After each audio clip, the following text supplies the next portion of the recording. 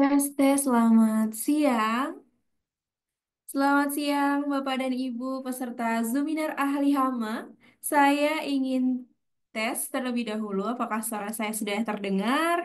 Mohon izin untuk tim admin Ahli Hama. Apakah suara saya sudah terdengar dengan jelas? Dan juga Bapak Ibu, teman-teman peserta Zoominar, apakah suara saya sudah terdengar sebelum saya melanjutkan ya? Jadi boleh dituliskan di kolom chat. Karena kita akan berinteraksi juga ya Bapak Ibu semua melalui kolom chat. Oke, terima kasih Mbak Gea dari admin Ahli Hama. Saya ulangi ya untuk openingnya. Assalamualaikum warahmatullahi wabarakatuh. Selamat siang dan salam sejahtera untuk kita semua, Bapak, Ibu, teman-teman peserta Zoominar Ahli Hama Batch 43. Pada siang hari ini, Alhamdulillah kita bisa berjumpa kembali di acara Zoominar Ahli Hama. Dan bersama lagi berjumpa kembali dengan saya, Indah Nur Haruni yang akan menjadi moderator pada siang hingga sore hari ini. Oke, bagaimana kabarnya Bapak Ibu, teman-teman, peserta Zoominar Ahli Hama? Alhamdulillah, setelah minggu kemarin ya kita off dulu untuk Zoominarnya karena masa-masa ini ya, libur Lebaran. Dan Alhamdulillah, kita laksanakan kembali setelah Lebaran ini Zoominar yang ke-43 dari Ahli Hama Jumat 11 April 2025 dan kurang lebih selama 1 sampai 1,5 jam seperti biasa kita akan memberikan materi yang tentunya akan disampaikan langsung oleh pest expert dari Ahli Hama yakni Ibu Dr. Sri Smalinar MSI MM. Dan kemudian nanti akan dilanjutkan untuk sesi diskusi serta tanya jawab. Bapak Ibu nanti dipersilahkan untuk menuliskan pertanyaannya pada sesi setelah materi ya di kolom chat karena kita akan buka. Kemudian untuk di awal ini kita akan review, refresh terlebih dahulu gitu ya. Siapa saja yang masuk di Zoominar batch ke-43 setelah Lebaran ini, Bapak Ibu semua? Mungkin ada yang baru-baru juga ya. Salam kenal Bapak Ibu, teman-teman yang baru join dan bergabung di Zoominar Ahli Hama. Kita akan laksanakan Zoominarnya ini dimulai pada pukul 14.00, kemudian nanti kurang lebih selama 1 sampai 1,5 jam. Oke, ini sudah ada ya beberapa Bapak Ibu yang join tadi ya sebelum jam 2 juga. Kemudian ini semakin bertambah lagi. Lalu Bapak Ibu yang teman-temannya juga berniat untuk bergabung bisa diajak juga untuk belajar di Seminar Ahli Hama. Jadi kita adalah platform edukasi untuk belajar pengendalian hama secara terpadu. Seperti tagline ya. Tagline yang ada di sini. Belajar mengendalikan hama ya dengan ahli hama. Karena kita memiliki pest expert yang berpengalaman. Kemudian juga kita memiliki event-event, program-program training untuk menambah knowledge serta skill Bapak Ibu semua yang ingin belajar pengendalian hama secara terpadu, tidak hanya semprot-semprot saja, tetapi mulai dari pencegahan, pengendalian, serta monitoring. Oke, seperti biasa ini ada peserta ya. Untuk Bapak Ibu peserta, saya persilakan apabila ingin berkenalan di kolom chat, nanti siapa tahu menambah koneksi juga ya melalui Zoominar Ahli Hama ini. Oke, baik. Eh, Bapak Ahmad Utama Asmadi, ini eh, sudah beberapa kali ya Pak untuk join Zoominar karena saya sudah tidak asing dengan Bapak Ahmad Utama Asmadi. Oke, selamat bergabung kembali Bapak Ahmad dari PT Emerald Pest Control, Makassar, Sulawesi Selatan. Oke, Bapak Ibu yang sebelumnya sudah join, boleh kenalan lagi. Kemudian yang baru pertama kali join juga boleh untuk berkenalan di kolom chat supaya nanti saya sebagai moderator dan juga nanti ada Pes Expert Dr. Lin bisa tahu juga pesertanya ini dari mana saja. Oke, saya persilahkan sembari saya ingin share terlebih dahulu ya untuk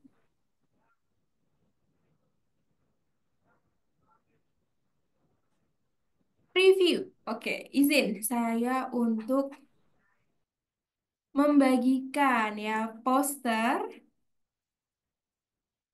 free Zoominar pada hari ini, yakni judulnya adalah Hama Lalat versus bisnis makanan dan minuman.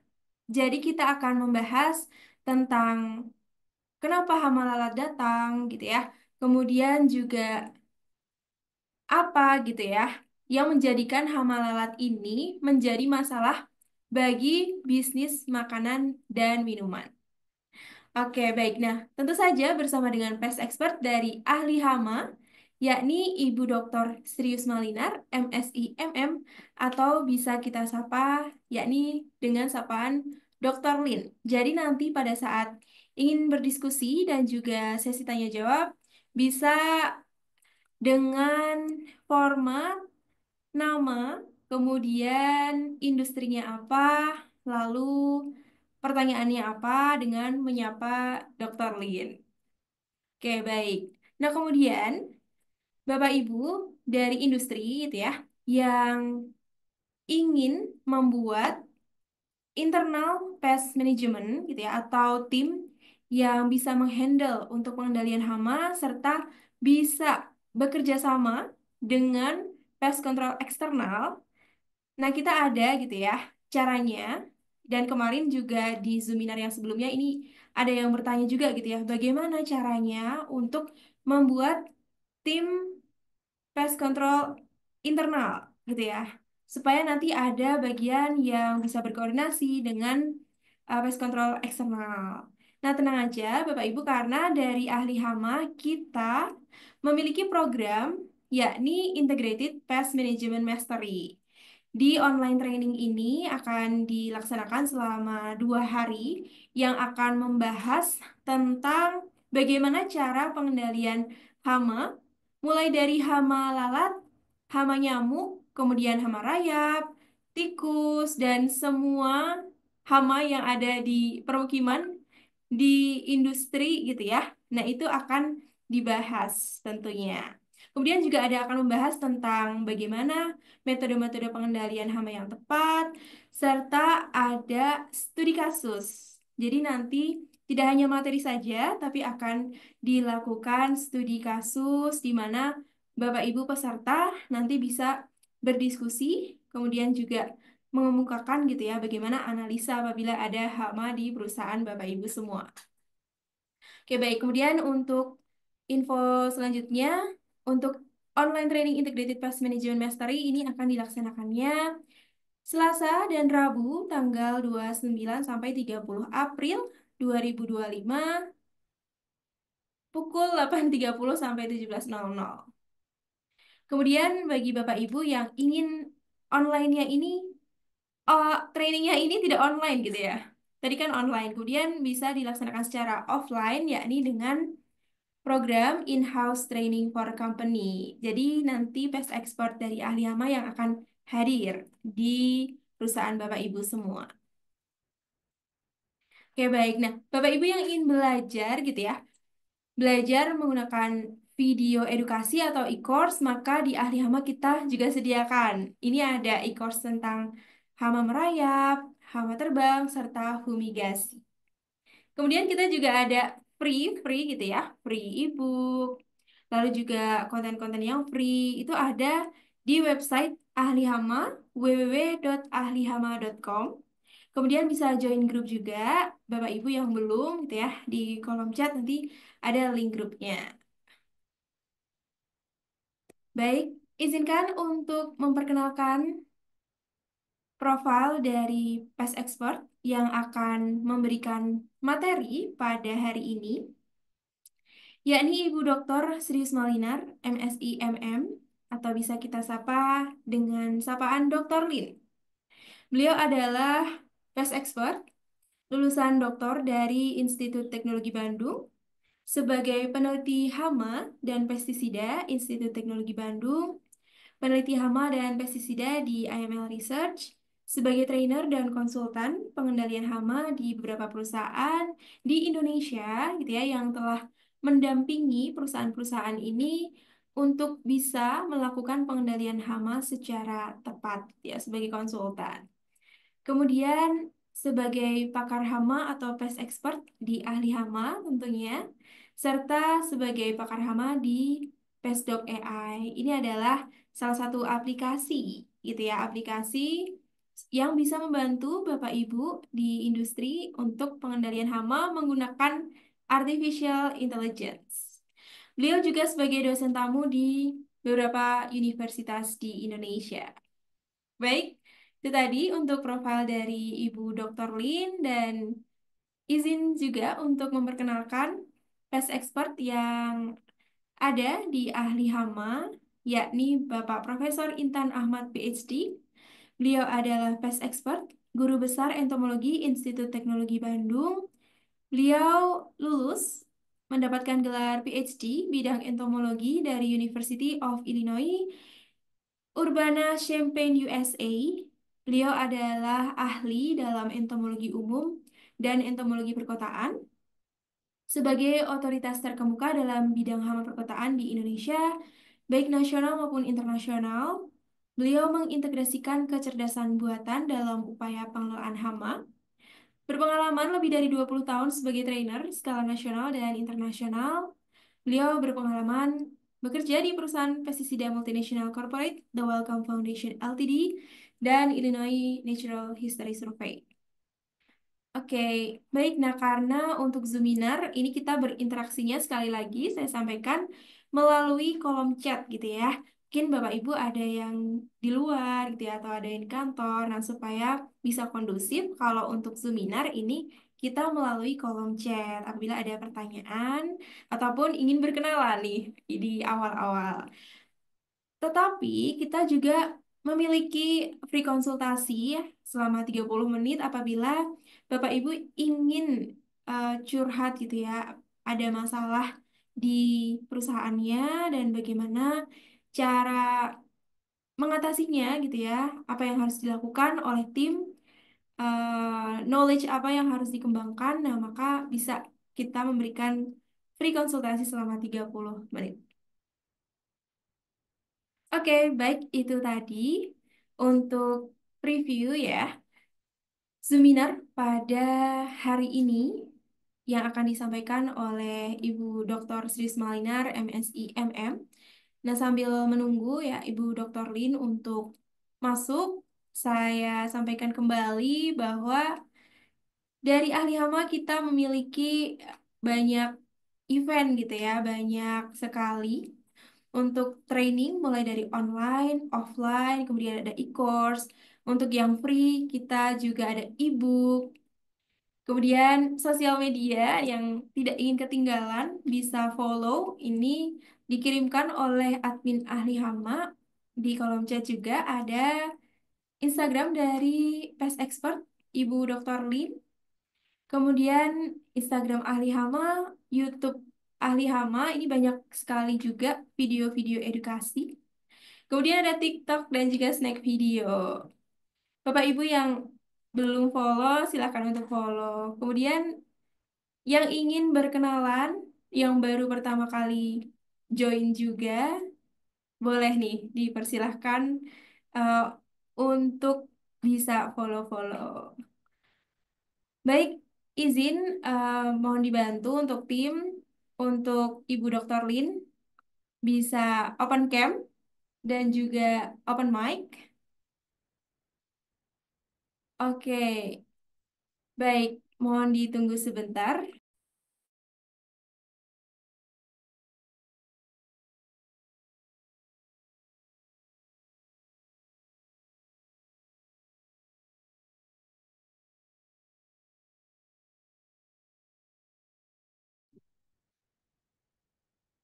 Oke, baik. Dipersilakan Bapak Ibu yang ingin berkenalan nanti bisa saya bacakan ya. Untuk siapa yang hadir di Zoominar pada batch ke-43 pada hari ini. Tadi yang sudah menuliskan ada Bapak Ahmad ya. Salam kenal.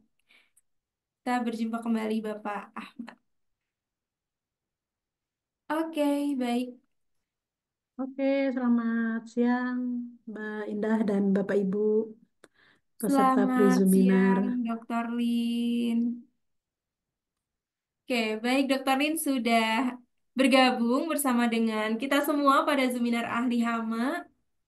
Dan pada hari ini kita akan membahas tentang hama lalat versus industri makanan dan minuman atau food and beverage. Nah, bagaimana itu bisa diversuskan begitu ya? Kenapa hama lalat menjadi ancaman? Nah, akan dibahas oleh Ibu Dr. Lin pada hari ini.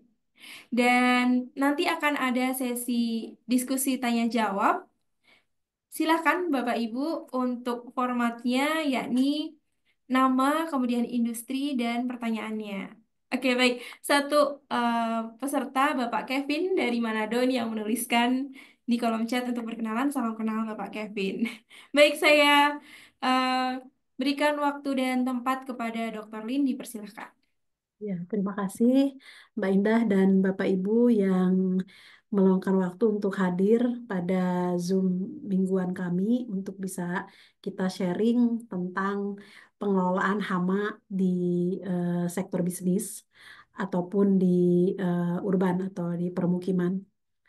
Sebelumnya, saya dan tim tentu mengucapkan minal aizin wal faizin karena ini masih di bulan Syawal. Kami mengaturkan mohon maaf lahir dan batin apabila pada masa pelaksanaan eh, pelatihan ataupun Zoominar mingguan yang kami gelar ada hal-hal yang membuat Bapak Ibu kurang berkenan karena memang untuk Zoominar ini diberikan atau dibuat adalah untuk sebetulnya ingin membantu sektor bisnis bagaimana pengelolaan hama ini dapat dilakukan dengan baik dan tentunya membantu agar bisnisnya tetap sustain dan mempunyai reputasi yang baik. Kenapa ini dikaitkan dengan reputasi? Ya tentu Bapak Ibu nanti akan melihat bagaimana manajemen hama ini sesuatu yang sepertinya urusan di belakang layar, tetapi apabila ini tidak dikendalikan, itu bisa membuat bisnis itu malah harus tutup gitu ya Bapak Ibu. Nah, pada kesempatan siang hari ini kita kembali kepada topik dari industri yang memang mau tidak mau industri ini seberat apapun kondisi ekonomi, tetapi namanya bisnis makanan dan minuman itu pasti selalu ada karena sejatinya ya tentu kita tidak pernah bisa lepas dari kebutuhan dasar makanan dan minuman. Nah, pada topik Zoominar tentang pengendalian hama ini, tentang manajemen hama ini, kita akan bahas tentang hama yang namanya lalat. Nah, lalat. Nah, lalat itu sebetulnya jenisnya banyak, tetapi pada siang hari ini tentu kita membahas lalat yang memang sering kita jumpai di industri makanan dan minuman atau food and beverage yang tentu kalau di rumah kita ketemu lalat mungkin tidak menjadi hal yang meresahkan, tapi kalau sudah ada di sektor bisnis makanan dan minuman ada lalat yang nyemplung ke minuman lalu ada yang memviralkan itu alamat bisnis bisa jadi taruhan karena akan orang menjadi tidak percaya tentang sanitasi di tempat tersebut. Bapak Ibu, tentu kita akan berdiskusi. Saya tentu akan menyampaikan dulu beberapa insight tentang hama lalat ini. Nanti pada sesi tanya jawab, silahkan Bapak Ibu kita berdiskusi dengan menyampaikan pertanyaan atau pengalaman yang ada di tempat bisnis Bapak Ibu yang tentunya dikhususkan dulu pada lalat supaya kita bisa lebih spesifik dan disclaimer mungkin karena waktunya terbatas di Zoominar mingguan kami tentu tidak spesifik kepada cara dan kalau ingin tahu lebih lanjut Kami ada program-program yang memang sudah ada silabus lengkapnya. Saya akan share screen terlebih dahulu, Bapak Ibu. Moderator, apakah sudah bisa terlihat share screen-nya?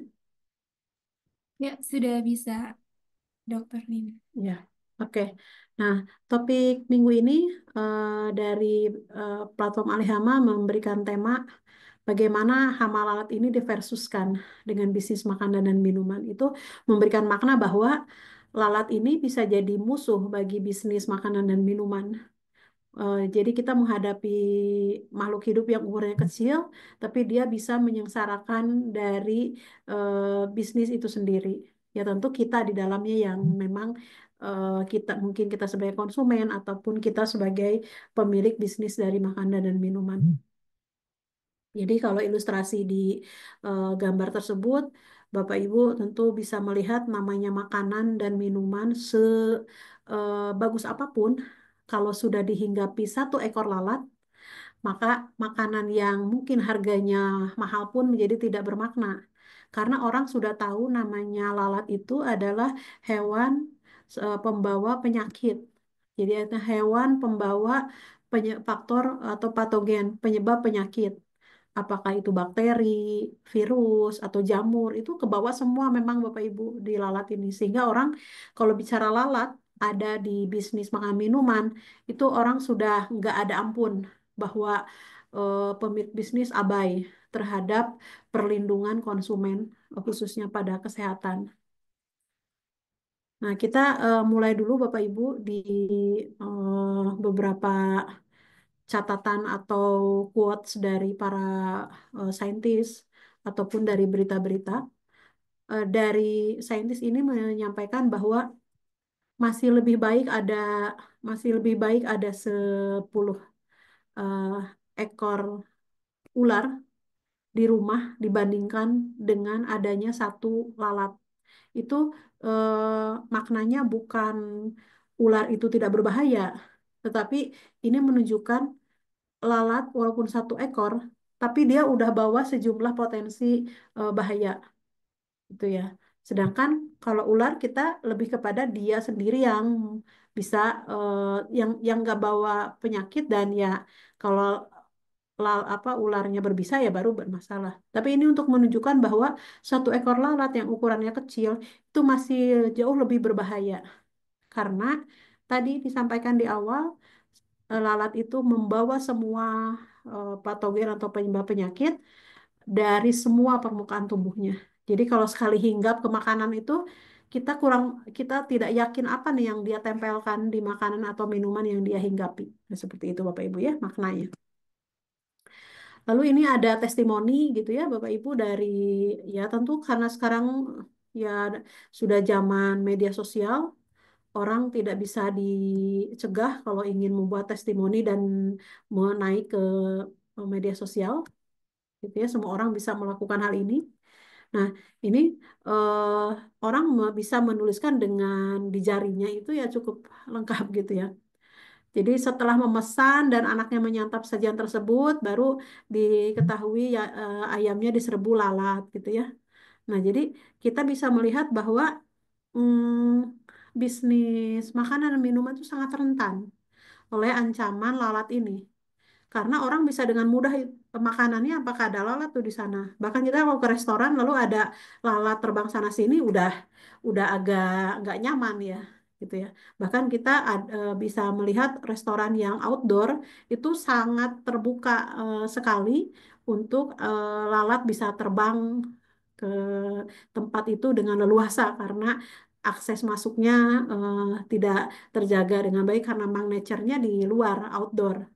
Nah, tapi resikonya pemilik bisnis ya harus siap apabila penanganan hama lalatnya tidak dilakukan dengan baik. Nah, bahkan ada eh, ya artinya kita sering mendengar bahwa konsumen adalah raja. Itu sebetulnya bukan konsumen boleh melakukan semua semaunya gitu ya. Tapi pemilik bisnis tahu bahwa kalau makanannya ada sesuatu, artinya kalau kita lalat ya Bapak Ibu, karena bisa saja kita menemukan ada jamur dan segala macam gitu ya. Nah, Kalau misalnya ada makanan yang fresh yang memang disajikan dan kita tahu gitu, kita memesan saat itu lalu ada lalat, artinya kan kita bisa lihat bahwa keluhan atau komplainnya nggak bisa kita cegah gitu ya. Dan konsumen punya hak gitu untuk bisa melakukan istilahnya bisa apa, komplain, mengajukan keluhan. Nah, sayangnya memang ada konsumen yang dia sampaikan dengan baik kepada pemilik restoran, ada juga dia memviralkan gitu. Ya memang ada juga orang yang mengambil keuntungan Bapak Ibu seperti yang sekarang sudah beredar di mana-mana gitu. Apa review apa food blogger bisa cerita sana sini gitu. Itu kalau kita lihat sebetulnya adalah kata kuncinya kontaminasi makanan. Nah, itu orang tanpa disuruh tuh pasti akan melakukan apa istilahnya action nggak mau untuk mengkonsumsi makanan tersebut. Makanya ya dengan eh, sekarang era yang terbuka, bisnis yang yang maju pun itu bisa langsung down gitu karena informasi yang disebarluaskan. Jadi ya tentu kita para pengguna media sosial harus bijak. Jadi kalau memang ada sesuatu ya sampaikan kepada pemilik restoran atau pengelola restoran tersebut atau rumah makan gitu ya. Eh, karena kalau misalnya ke media sosial ceritanya jadi berbeda. Nah, tapi ada juga orang yang memang punya niat ingin menghancurkan bisnis itu, ya di sini ya muncul beritanya. Jadi ada pemerasan lah atau seperti apa gitu ya. Nah, itu yang Ibu perlu, yang saya perlu sampaikan gitu bahwa eh, ini tidak bisa kita hindari di era sekarang. Nah, salah satunya adalah penyebabnya lalat gitu Bapak Ibu ya. Selanjutnya ada kita lihat juga berita dari sebentar ya Bapak Ibu. Di ini di luar ya, di luar negeri Bapak Ibu, tahun 2023. Garbage issue fuels rise in housefly population. Artinya, kita tahu namanya lalat pasti identik dengan sampah Bapak Ibu. Nah, jadi kita kenapa orang tahu orang sensitif kalau ada lalat di sekitar eh, tempat atau bisnis makanan minuman, pasti ada pemicu utama yaitu tentang pengelolaan sampah. Nah, jadi memang ini tidak bisa dipungkiri, lalat itu akan masuk atau akan hinggap ke tempat-tempat yang baunya busuk. Nah, salah satunya sumbernya adalah sampah. Nah, masalahnya dari sampah itu lalat akan terbang ke sana sini, termasuk ke hinggap di makanan dan minuman yang akan dikonsumsi.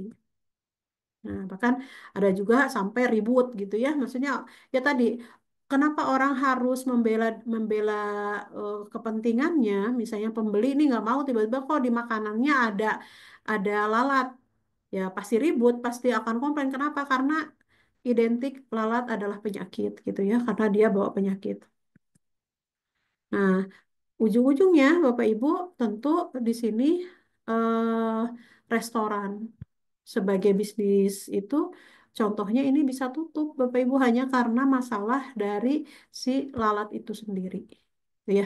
Nah, jadi kita tidak bisa pungkiri apabila penanganan lalat di industri makanan dan minuman atau bisnis makanan minuman itu bisa menyebabkan tutup usahanya gitu. Karena Bapak Ibu ya, karena kalau sekarang orang kalau sudah tahu di situ pengelolaannya jelek, banyak lalat, orang udah nggak mau datang.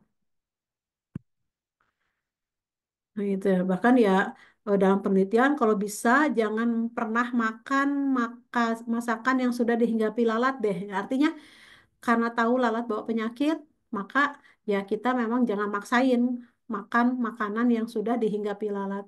Karena kita tidak tahu betul lalat itu menyimpan apa di makanan. Nah, seperti itu ya Bapak Ibu ya. Nah, ini untuk meningkatkan awareness kepada kita, memang lalat ini tidak bisa kita anggap remeh. Karena memang dia bisa menyebabkan faktor kesehatan menjadi terganggu.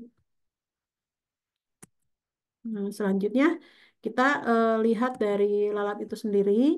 Kita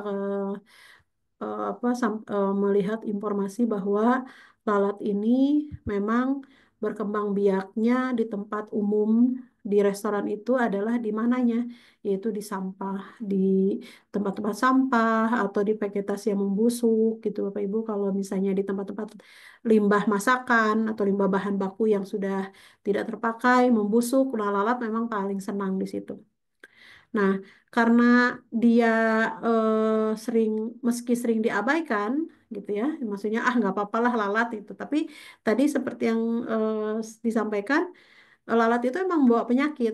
Nah, bahkan dalam penelitian satu ekor lalat itu bisa membawa hingga 25 juta bakteri, saking banyaknya Bapak Ibu, termasuk patogen penyebab penyakit seperti kolera, tifoid, disentri gitu ya, salmonella. Jadi kalau kita sakit perut makan setelah makan sesuatu ya kita udah eh, udah tahu bahwa waduh ini bisa aja kena lalat yang di dalamnya bawa penyakit gitu ya di alat-alat tubuhnya.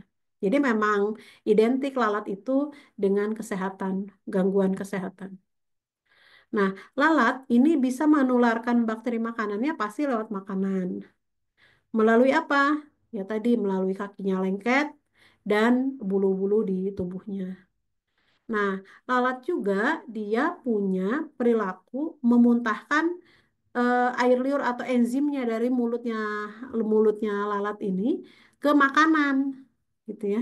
Dan sekaligus meninggalkan kotoran di tempat mendarat itu. Jadi sangat tinggi gitu ya tingkat resikonya, tingkat resiko kontaminasi gitu. Bahkan kalau kita lihat bahwa kalau lalat itu merebut sesuatu, kita nggak bisa, kalau lalat mengambil sesuatu makanan, kita nggak bisa lagi merebut apa yang diambil oleh mulutnya. Itu saking si lalat ini punya kemampuan gerak yang sangat gesit atau sangat cepat. Bahkan lalat ini punya morfologi atau eh, apa ibaratnya kelebihan dari struktur tubuhnya adalah dia punya eh, jadi kalau yang sayap yang besarnya dia udah punya punya dua sayap sepasang gitu Bapak Ibu untuk terbang sana sini, tapi dia ada lagi sepasang sayap yang lebih kecil.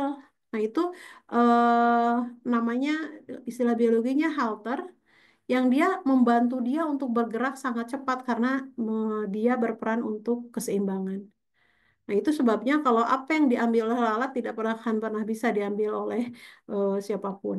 Itu saking gesitnya lalat. Nah, jadi artinya dengan kemampuan mobilitas yang tinggi, dia cepat sekali menularkan bakteri ke makanan, ke permukaan dapur, gitu, Bapak Ibu.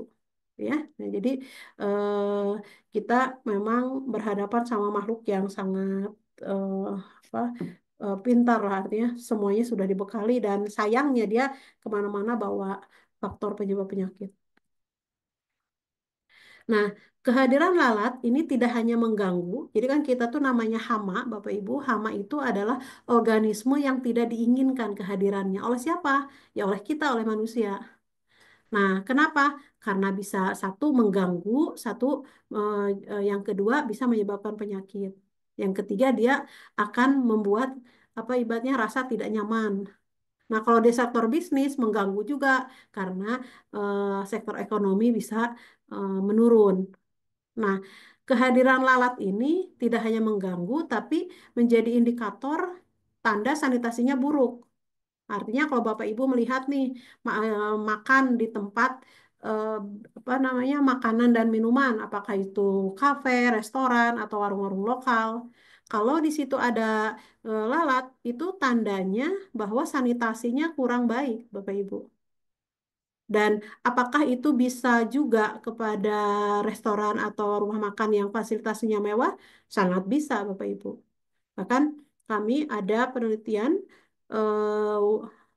rumah apa bisnis waralaba itu yang tentu sanitasinya, manajemen sanitasinya sudah dilakukan dengan baik, tapi si lalatnya datang ke sana, tetap ada di sana. Kenapa bisa?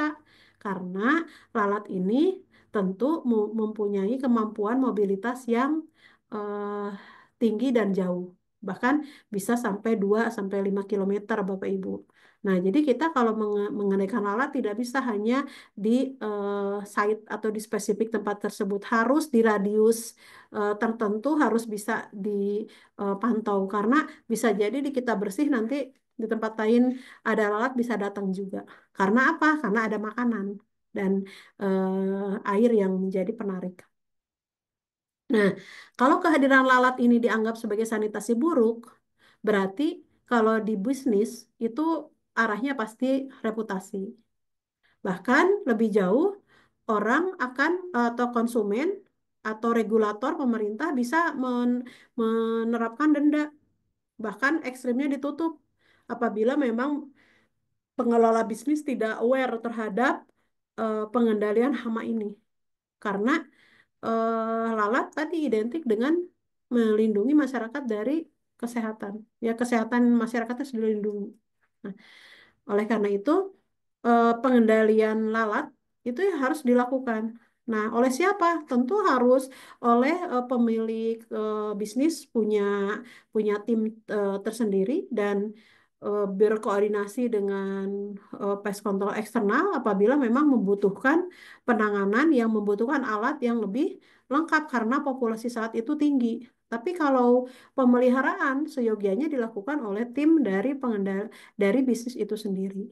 Nah, kenapa? Karena dengan kita memanage atau mengendalikan hama lalat ini sebetulnya ini sebagai investasi yang cerdas supaya bisnisnya tidak menjadi menurun karena reputasi dari customernya menurun gitu Bapak Ibu ya. Jadi kenapa penting? Karena sebetulnya melindungi bisnis itu sendiri.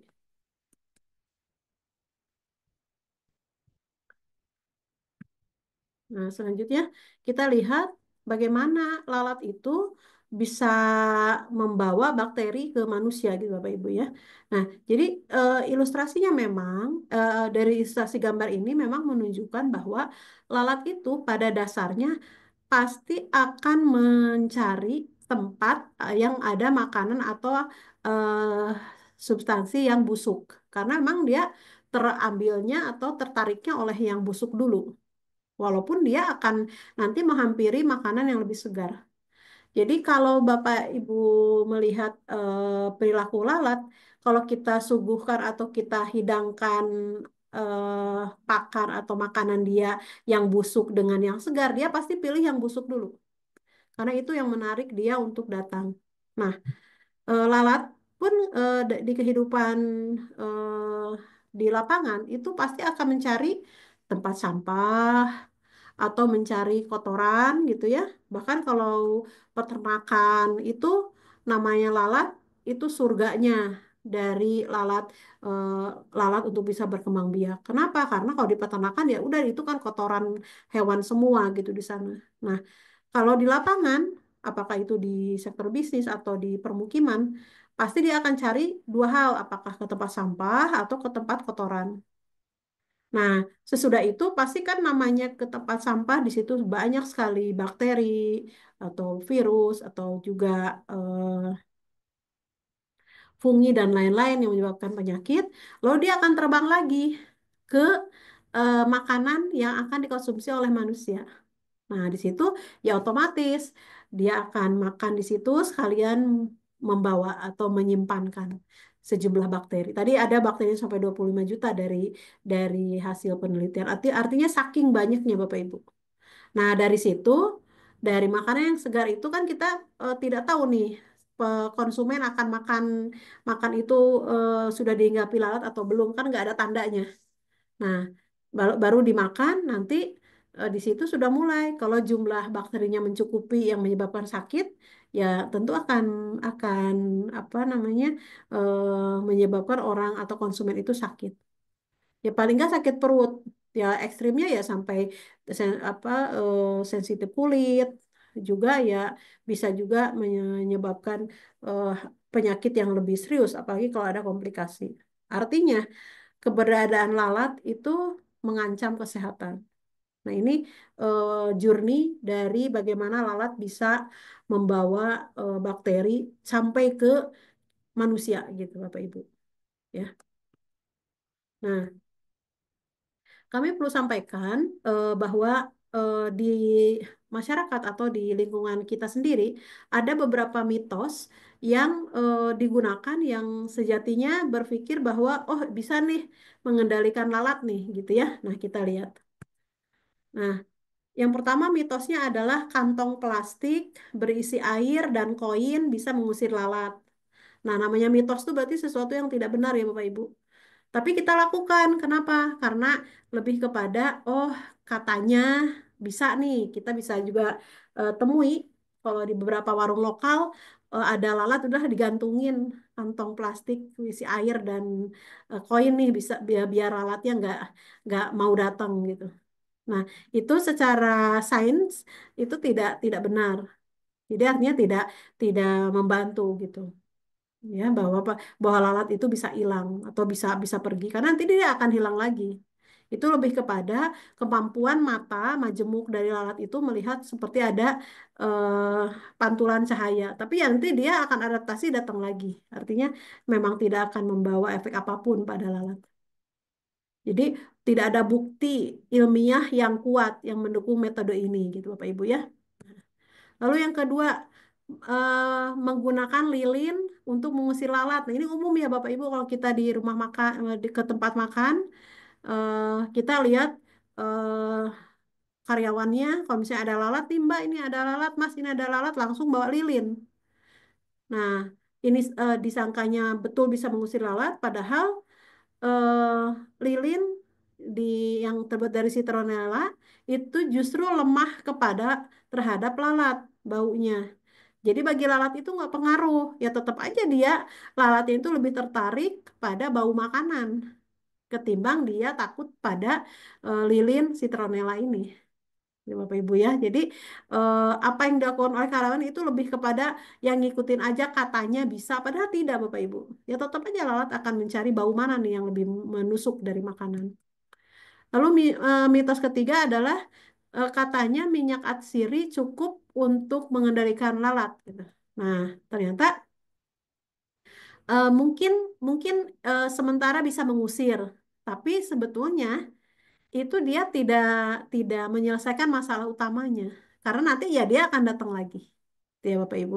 Mungkin seperti membantu tapi sebetulnya nanti datang lagi karena pada prinsipnya lalat itu utamanya di mana? Yaitu tempat berkembang biaknya harus dibersihkan. Nanti dia akan misalnya kita abaikan dari masalah apa removal atau menghilangkan tempat berkembang biak kita abai ke sana, terus kita pakai minyak atsiri yang ada ya lalatnya datang lagi, gigi datang lagi.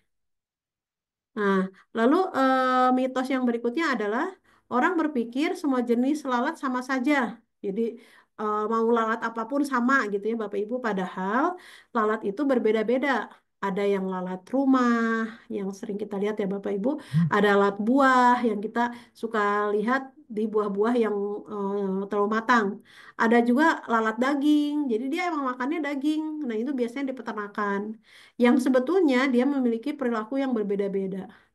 Namanya perilaku berbeda itu artinya adalah memerlukan pendekatan yang berbeda pula. Nah, artinya kita perlu juga memperbaiki mindset bahwa ah lalat mah gampang semuanya dianggap sama padahal tentu ada perbedaan. Nah, lalu orang berpikir satu lalat nggak masalah lah, cuma satu gitu. Padahal tadi kita tahu bahwa satu lalat itu bawa 25 juta bakteri, itu kan kebayang, sangat banyak sekali. Jadi, satu lalat itu bermasalah karena dia bisa kemana-mana bawa penyakit. Ya, no, bawa jutaan bakteri. Dan satu lalat itu bisa menjadi tanda bahwa di sana, di sekitar itu ada tempat berkembang biaknya. Nah, seperti itu. Nah, satu lagi mitosnya adalah permukaan yang bersih pasti tidak ada lalat. Nah, itu kita berpikir seperti itu ya. Jadi, sebetulnya meskipun kebersihan penting, lalat juga tertarik pada saluran air, tempat sampah, dan sisa-sisa makanan yang tersembunyi. Artinya, kita harus tahu kenapa lalat itu datang. Dan pengertian permukaan yang bersih itu mungkin hanya lihat saja bagian atasnya, padahal ada sumber-sumber lain. Nah, jadi ini mitos-mitos ini perlu disampaikan supaya kita lebih cerdas lagi bahwa kita melakukan aktivitas pengendalian hama lalat ini yang dengan cara yang bisa dipertanggungjawabkan dan betul gitu ya, tidak katanya-katanya gitu. Seperti itu. Nah, bagaimana ya apa yang sudah dilakukan nih untuk para pembisnis makanan dan minuman, apakah dalam bentuk restoran, kafe, warung lokal, atau sebagainya? Itu kita selalu menyampaikan dari platform alih hama adalah strategi pengendalian hama terpadu. Kenapa terpadu? Karena harus menggabungkan dengan cerdas berbagai macam strategi. Jadi selalu kami sampaikan tidak ada satu cara yang manjur atau yang juara, melainkan semuanya harus dilakukan dengan baik. Nah, apa saja nih pengendalian hama terpadu? Tentu tidak hanya tentang penggunaan pestisida, tetapi kita selalu sampaikan mulailah dari sesuatu yang bisa dikerjakan, yaitu sanitasi, manajemen sampah. Itu harus juga dilakukan dengan baik. Karena kami pernah melakukan konsultansi di suatu tempat yang kawasannya luas, di sana kawasan apa, industri energi. Di situ ada sejumlah orang yang tinggal di sana berbulan-bulan. Nah, ternyata ya pasti makan minumnya di sana, ternyata manajemen sampahnya tidak diatur dengan baik, maka ini lalat selalu muncul terus, bahkan tambah banyak. Nah, jadi sanitasi menjadi hal yang harus karena terkait dengan manajemen sampah, limbah, dan lain-lain. Karena di sanalah si lalat itu berkembang biak. Lalu apa lagi nih yang harus dilakukan? Nah, untuk pengendalian hama terpadu yaitu eksklusi. Artinya eh, beri atau batasi akses hama lalat ini bisa datang. Nah, ini Bapak Ibu untuk pembisnis makanan dan minuman yang ada di indoor mungkin bisa melakukan ini. Tapi kalau di outdoor seperti apa? Nah, ini tantangannya lebih besar lagi. Tapi pada prinsipnya hama itu datang kalau salah satunya ada akses hama, ada akses dia masuk gitu ya. Lalu apalagi upaya yang harus dilakukan dalam mengendalikan hama gitu ya adalah kontrol mekanik. Artinya kontrol mekanik itu kita menggunakan alat-alat. Nah, misalnya kita pasang yang namanya light trap gitu di restoran-restoran atau di rumah makan dilakukan ini. Tapi apakah ini manjur hanya pakai ini? Tidak. Jadi sekali lagi namanya pengenalan mata padu itu harus menggabungkan semua cara, semua strategi gitu ya. Karena kita berhadapan dengan makhluk hidup, Bapak Ibu. Kalau misalnya kita membersihkan yang kotor sudah pakai sapu, pakai pel, mungkin sudah selesai. Tapi kalau makhluk hidup itu tidak demikian, harus kita pakai berbagai macam cara. Nah, lalu kalau populasinya tinggi, selalu catatannya Bapak Ibu, bila populasi tinggi, maka perlu melihat pentingnya atau keperluan pengendalian hama secara kimia, artinya menggunakan pestisida. Nah, disinilah baru kita berbagi peran, Bapak Ibu. Siapa yang melakukan eh, tahapan atau strategi sanitasi, eksklusi, menutup, dan kontrol mekanik yang pakai alat itu dilakukan oleh pemilik atau pengelola bisnis, bukan oleh pest control. Karena pest control eksternal tugasnya adalah untuk melakukan pengendalian hama menggunakan kimia dengan catatan populasinya saat tinggi gitu, Pak Ibu. Nah, karena kalau apa-apa satu dua ekor pakai kimia, yang ada nanti adalah fenomena resistensi, malah menjadi kebal gitu ya si lalatnya dan jadi tambah banyak bukan tambah sedikit, mereka tambah banyak.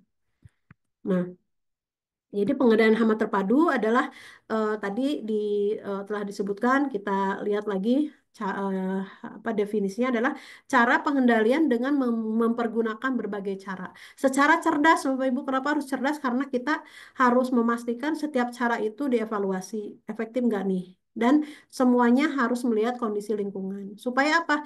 Supaya si hama ini bisa ditekan atau bisa dikendalikan di tingkat yang diinginkan. Kenapa ada kata diinginkan? Karena kita akan berbeda standar yang ada di industri yang satu dengan yang lain. Sebagai contoh, kalau di rumah sakit itu usahakan tidak ada toleransi gitu karena itu masalahnya ya, rumah sakit namanya orang sakit, di situ banyak virus, banyak bakteri, jadi seharusnya nggak boleh ada. Tapi kalau di industri-industri yang yaudah jumlahnya sedikit jangan sampai ke depan misalnya ya, bagian depan itu mungkin masih bisa. Karena kalau yang disebut dengan zero atau nol toleransinya sulit Bapak Ibu. Kenapa? Karena kita menyediakan apa yang disenangi oleh lalat. Dalam bisnis makanan minuman ada selalu namanya limbah makanan, ada selalu faktor makanan supplier atau supply atau apa istilahnya stok makanan gitu ya, atau makanannya. Jadi agak sulit kalau kita minta nol atau zero toleransinya.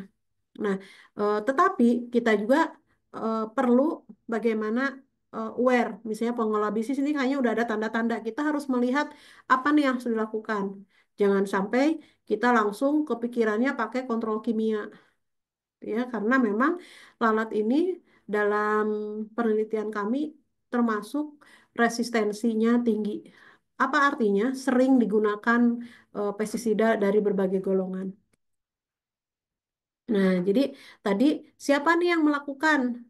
Siapa yang harus melakukan pengendalian hama terpadu? Nah, tentu kita selalu harus bagi peran. Berbagi peran maksudnya seperti apa? Karena pengendalian hama terpadu itu harus melakukan mulai dari pengelolaan lingkungannya. Sanitasi, itu oleh siapa? Oleh pemilik bisnis. Pakai siapa timnya? Tim yang ada di pengelola bisnis itu sendiri. Lalu eksklusi menutup, kan itu fasilitas, berarti pengelola bisnis makanan minuman. Kontrol mekanik, beli alat, itu bisa oleh pengelola atau pengelola bisnis dengan membuat tim. Nah, jadi di pengelola bisnis itu seyogianya adalah eh, ada setiap bisnis termasuk makanan dan minuman perlu membuat tim internal dari pengendalian hama yang ada di bisnis tersebut. Jadi ada khusus, bahkan kalau di bisnis di luar, di Amerika, di Barat, itu di Eropa itu sudah terbiasa namanya setiap bisnis punya unit pengendalian hama internal. Supaya apa? Apa tugasnya? Yaitu tadi mengatur sanitasi, lalu memonitoring nih kira-kira ini kenapa bisa tiba-tiba ada gitu ya, kenapa muncul. Nah, itu harus dimonitor. Lalu diinspeksi, diperiksa setiap saat dan responnya bisa cepat, tapi responnya tidak selalu harus menggunakan kimia. Nah, dan unit pengendali hama internal di bisnis F&B pasti kan orangnya ada di sana yang bisa diberi pelatihan dulu, diberikan pengetahuan dan keterampilan dulu untuk bisa tahu responsnya apa nih yang harus dilakukan. Karena kita mengetahui bahwa industri makanan dan minuman jangan sampai terkontaminasi oleh penggunaan kimia atau pestisida di sana karena akan menimbulkan masalah baru. Nah, kalau unit pengendali hama internal dimiliki oleh pemilik bisnis makanan dan minuman, itu sangat membantu sekali. Sehingga eh, ada gangguan hama sekecil apapun sudah terdeteksi secara dini. Itu ya, Bapak Ibu ya. Bisa dilihat nih kira-kira manajemen sampah seperti apa di radius tertentu ada enggak. Karena sekali lagi lalat itu pengendaliannya nggak bisa sendiri. Harus bekerja sama dengan lingkungan sekitarnya. Karena berpengaruh gitu Bapak Ibu ya. Nah, baru nanti kalau misalnya eh, ada kondisi populasinya tinggi, barulah bekerja sama dengan pest control eksternal. Sehingga pest control eksternal itu akan bekerja dihadapkan oleh masalah yang sudah kompleks. Gitu ya, karena di sana akan ada penggunaan eh, kimia atau pengendalian menggunakan kimia dengan teknologi artinya dengan alat yang tidak dipunyai oleh pemilik bisnis itu sendiri. Nah, jadi unit pengendali hama internal diperlukan tentu untuk menjaga bagaimana bisnis itu tetap dijaga reputasinya, jangan sampai eh, diviralkan atau disebarkan karena abai terhadap gangguan dari hama tersebut. Nah, mungkin seperti itu Bapak Ibu. Terima kasih. Kita akan bisa perkaya lagi dengan sesi tanya jawab. Untuk itu saya serahkan kembali kepada moderator. Terima kasih. Baik, terima kasih atas materi yang telah disampaikan oleh Ibu Dr. Lin tentang hama lalat versus industri makanan dan minuman atau food and beverage.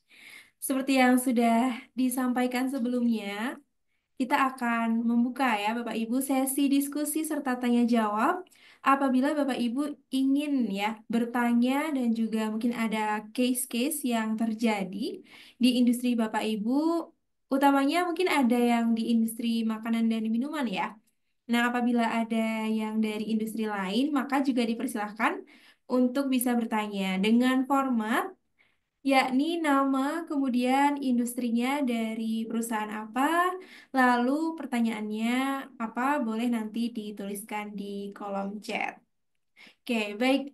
Bapak Ibu, saya ingin menginfokan kembali gitu ya, bagi yang sebelumnya bertanya, bagaimana cara membuat internal pest management di perusahaannya gitu ya, apa yang harus dilakukan apabila timnya itu belum memiliki knowledge tentang pengendalian hama. Nah, dari ahli hama kita memiliki program online training Integrated Pest Management Mastery yang akan dilaksanakan di bulan April ini dilaksanakannya pada tanggal 29 dan 30 April 2025.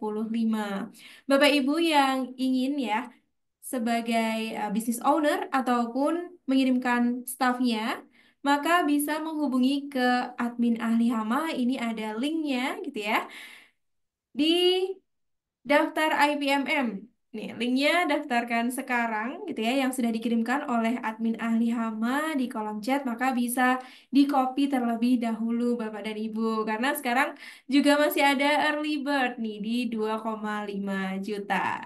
Untuk IPMM sendiri ini kita tentunya akan dilatih langsung oleh tes expert dari ahli hama yakni Bapak Profesor Intan Ahmad PhD atau Prof. Intan serta Ibu Dr. Srius Malinar MSI MM. Selama 2 hari ini akan belajar apa saja, tentunya pengendalian hama secara terpadu itu akan membahas tentang hama-hama yang ada di industri, gitu ya. Ada hama apa saja? Saya sebutkan ada lalat, nyamuk, kemudian kecoa, rayap, dan masih banyak lagi tentunya Bapak Ibu. Kemudian bagaimana metodenya, lalu juga bagaimana sebetulnya peran dari in-house atau internal pest management, serta nanti bagaimana cara berkoordinasinya dengan pest control eksternal, gitu ya. Nah, Bapak Ibu karena sekarang masih early bird gitu ya, jadi menjadi 2,5 dari 3,5 juta itu untuk investasi bisnis Bapak Ibu semua agar bisa terbebas dari hama. Nah, tadi sudah dibahas tentang hama lalat ya. Tentu itu masih permukaannya dan nanti pada saat training di online training Integrated Pest Management Mastery akan dibahas ini mulai dari bioekologi hama, kenapa hama lalat ya itu contohnya gitu ya, itu datang kemudian bagaimana pengendaliannya, metode-metodenya apa saja, bagaimana pengendalian hama yang dilakukan secara kimia, biologis. Nah, itu akan dibahas lebih tuntas di online training Integrated Pest Management Mastery. Oke, Bapak Ibu sambil menunggu untuk menuliskan pertanyaannya sebelum saya bacakan nanti dibantu untuk bisa share ya highlight dari online training Integrated Pest Management Mastery. Oke, kita lihat terlebih dahulu dan Bapak Ibu bisa sambil menuliskan pertanyaannya. Lebih total kerugian makanan akibat hama itu sekitar 50% kerusakannya. Produk apapun yang ada di gudang itu tetap berpotensi hama itu bisa masuk. Apalagi tadi tikus itu kan dia segala macam bisa dirusak. Sudah digunakan dengan dosis yang biasanya membunuh dan tidak membunuh, itu perlu dicurigai sudah resisten organisme itu. Nah, itu yang penting sebenarnya. Jadi pestisida itu tidak selalu membunuh, mencegah. Nah, ini lalat rumah juga. Ini dahsyat data tentang lalat rumah. Dahsyatnya se-Indonesia ini. Saya sangat senang sekali mengikuti pelatihan IPNI yang diadakan oleh platform Alhama, yang dimana narasumber yang profesional dan ahli pada bidangnya. Profesor Intan, Dr. Lin atas semua materinya sangat-sangat bermanfaat karena Ya, ini Pak. lintas sektoral ini. Ya. Pemahaman tentang pest control itu sangat jarang masalahnya. Kalau mencari informasi di internet banyak, tapi kan ya apa ya, yang langsung diampu oleh suhunya kan sedikit. Saya senang banget untuk hari ini sama kemarin karena banyak pengetahuan yang bisa didapatkan. Pertama kami mengucapkan terima kasih kepada Profesor Intan dan Dr. Lin yang telah memberikan pencerahan terhadap beberapa kasus yang kami hadapi. Kemudian juga memberikan kami yang pasti yaitu kepercayaan diri. Terima kasih kepada ahli hama, kesempatan untuk mendapatkan wawasan ini sangat berharga bagi saya. Jadi bagi teman-teman yang butuh informasi dan metode penanganan yang tepat terkait pengendalian hama, jangan lupa pastikan untuk bergabung dengan ahli hama.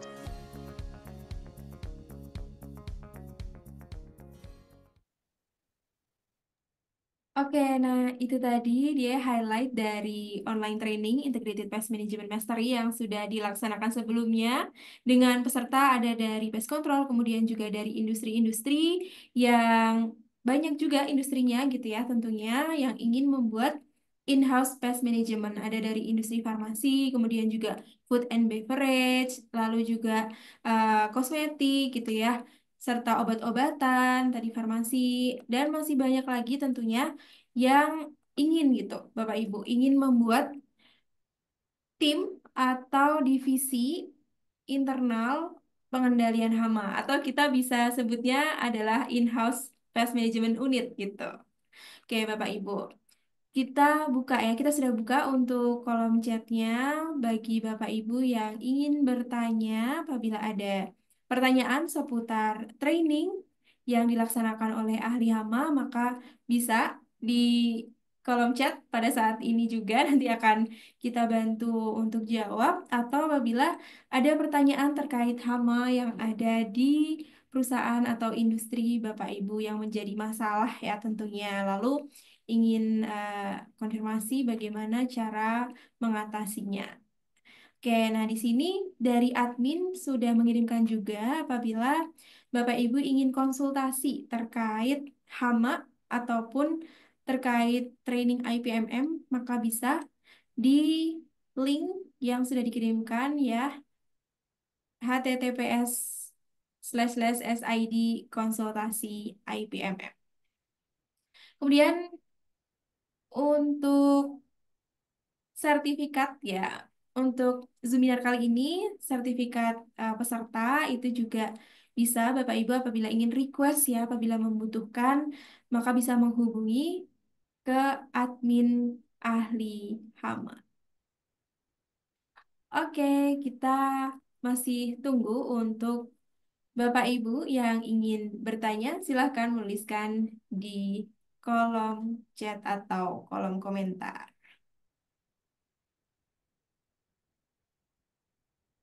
Oke, baik. Kita ada satu pertanyaan yang dituliskan di kolom komentar. Izin saya untuk bacakan ya, Dr. Lin, Oke, pertanyaan. siap. Oke, baik.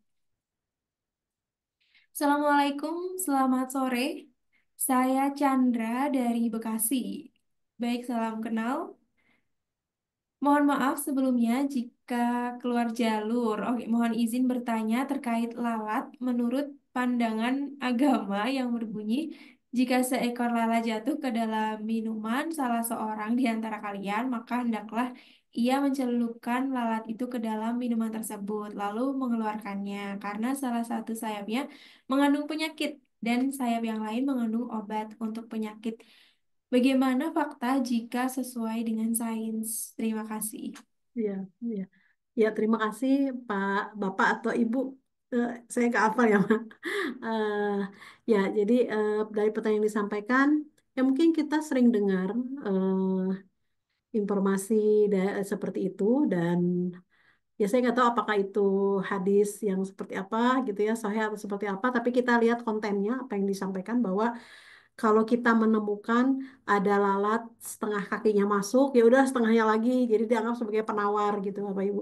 Nah, berangkat dari hal itu tentu kita sebagai mm, apa ibaratnya kita berada dalam era di mana kita bisa explore apakah benar secara sains eh, apa informasi seperti itu. Sayangnya memang belum ada Pak. Jadi artinya belum ada sampai sekarang bukti secara ilmiah bahwa satu satu bagian kakinya penuh bakteri, satu lagi penawar. Karena sejatinya dari bagian eh, bulu-bulu yang nempel di bagian lalat, semuanya dari ujung kepala sampai ujung kakinya itu semuanya punya apa kemampuan untuk membawa bakteri, virus, dan jamur serta hal-hal yang menyebabkan penyakit. Di semua, jadi nggak ada batasan yang sebelahnya nggak jadi penawar sebelahnya itu gitu ya. Jadi ya kita bisa melihat kalau yang jelas kalau makanan atau minuman sudah dihinggapi saja, jangankan kakinya, mulutnya aja itu orang sudah khawatir. Artinya memang kita tahu dia udah hinggap kemana gitu. Sedangkan kita mengetahui perilakunya, pasti dia akan hinggap ke makanan atau kotoran yang busuk. Ya, berarti kita akan apa kemana-mana kemana-mana dia bawa bakteri. Jadi tidak ada lalat yang bersih, walaupun dia ada di rumah makan yang mewah atau di tempat yang mewah atau yang bersih sama sekali. Namanya lalat adalah makhluk kotor. Jadi dia senang ke tempat yang kotor. Nah, jadi artinya sampai sekarang secara sains itu semua bagian tubuh dari lalat itu memang membawa jutaan bakteri. Artinya, kalaupun yang satu dimasukin, yang satu masuk kalau dimasukin ya berarti tambah banyak sebetulnya bakteri di di makanan atau minuman tersebut. Semoga bisa menjawab ya Bapak Ibu dari informasi yang kita selalu melihat dari bukti ilmiahnya. Demikian Mbak Indah. Oke, baik. Tadi pertanyaan yang ya masih berhubungan gitu ya dengan lalat sebagai hama gitu. Dan tentu ada kita sebut ada mitos, ada fakta. Mungkin ada beberapa yang sudah beredar gitu ya di masyarakat, tetapi bisa sebagai mitos gitu. Tadi juga sudah dijelaskan gitu bagaimana secara sains oleh Ibu Dr. Lin. Ya. Oke, baik. Bahkan tadi juga disampaikan dalam slide bahwa kita biasanya di tempat makan tuh suka yang heboh tuh para karyawannya ya bawa-bawa lilin kemana-mana. Itu pun secara sains tidak bisa membantu mengendalikan lalat. Mungkin sementara waktu lalatnya terbang karena dia nggak kuat nggak ini panas gitu ya. Jadi seperti mengusir tapi nanti datang lagi Bapak Ibu. Ya, jadi itu tidak membantu. Kantong plastik yang dikasih air itu tidak membantu dan bau-bauan tertentu. Karena seyogianya mengendalikan alat itu harus ke akar masalahnya. Nah, akar masalahnya adalah di manakah tempat berkembang biaknya, di manakah breeding site-nya. Nah, itu kita harus pahami betul. Jadi Bapak Ibu yang pemilik bisnis restoran dan apa rumah makan atau kafe atau warung lokal harus tahu betul di sekitarnya gimana nih, ada nggak tempat-tempat yang bisa lalat itu berkembang biak. Karena satu ekor lalat ada di sana, berarti kita udah harus memahami ada nih sekitar sini tempat berkembang biaknya. Gitu ya. Dan tidak pandang bulu tempat yang bersih pun ya bisa datang karena di sekitarnya apakah ada atau enggak. Seperti yang tadi disampaikan, warung waralaba level internasional bisa dikerubungin lalat karena ternyata dari radius sekian kilometer ada tempat pembuangan sampah sementara. Nah, itu pun kita nggak bisa cegah. Ya, nah menunjukkan adalah pengendalian lalat itu sifatnya komunitas. Artinya nggak bisa fokus hanya sendiri-sendiri. Jadi Bapak Ibu pemilik bisnis restoran apabila ada gangguan eh, hama lalat nggak bisa langsung udah panggil pest control semprot-semprot nanti ada lagi Bapak Ibu kalau akar masalahnya tidak diatasi. Makanya tadi disampaikan bagaimana pentingnya para pemilik bisnis mempunyai tim pengendali hama internal. Artinya di situ ditugaskan tim yang mempunyai pengetahuan dan keterampilan tentu melalui pelatihan ya Bapak Ibu yang apa memadai supaya nanti tahu oh ini kenapa bisa datang nih si lalat ini apa yang harus dilakukan karena nanti tidak hanya tentang lalat belum nanti tikus belum nanti ada serangga yang lain. Nah artinya kalau sudah ada tim itu sangat membantu sekali. Nah kepada Bapak Ibu pelaku bisnis pest control eksternal harus dilakukan lagi bagaimana pemahaman tentang pestisida, bagaimana pestisida ini eh, mampu memicu terjadinya resistensi. Metode apa yang tepat itu bagi pelaku bisnis pest control harus lebih advance lagi gitu. Jadi eh, apa namanya pelaku dari bisnis pest control tidak hanya puas dengan udah sehari-hari memang itu kerjaannya tidak demikian Bapak Ibu. Kenapa? Karena makhluk hidup itu terus dia beradaptasi. Dia terus melakukan suatu cara supaya bisa menghindarkan diri nggak cepat bisa dikendalikan. Nah, seperti itu. Maka pengendali hama internal harus terus. belajar harus terus melakukan fungsi-fungsi yang dapat dilakukan tanpa menggunakan kimia. Seperti itu ya. Oke, baik. Terima kasih Dokter Lin atas jawabannya. Dan kita lanjut ke pertanyaan yang kedua. Ini dari Bapak Fadilah. Selamat sore. Sering ditemukan di daging yang ada di restoran telur lalat. Nah, apakah lalat hanya meletakkan telur di daging tersebut atau untuk makan di daging tersebut? Jadi siklusnya lalat itu termasuk serangga yang metamorfosisnya sempurna. Artinya sempurna tuh semua tahapannya ada, mulai dari telur, lalu dia jadi larva atau kita sebut biasanya belatung, lalu nanti dia akan jadi pupa atau kepompong. Dia dia saat itu nggak makan karena mau persiapan jadi lalat dewasa. Itu Bapak Ibu. Nah, eh, lalat itu tentu dia akan melakukan aktivitas makan dan sekalian juga dia meletakkan telur. Nah, kalau kawinnya sendiri Bapak Ibu, namanya serangga itu, dia cukup aja kawinnya sekali, tapi dia bisa menampung apa sperma itu untuk nanti dia bisa apa ibaratnya membuahi si telur tersebut, membuahi telur yang di betina tersebut. Maka tentu sekalian dia makan, sekalian dia meletakkan telur di situ. Gitu ya. Nah, kalau telur di situ, meletakkan telur di situ, nanti dia akan berkembang biak karena jangan lupa namanya larva atau belatung itu fase dari lalat yang paling rakus dan dia senang di tempat-tempat yang baunya busuk ya termasuk daging yang membusuk gitu kan ya lalu tempat sampah. Itu pasti namanya larva atau belatung tuh pasti ada dia bergerak ke bawah supaya lebih hangat.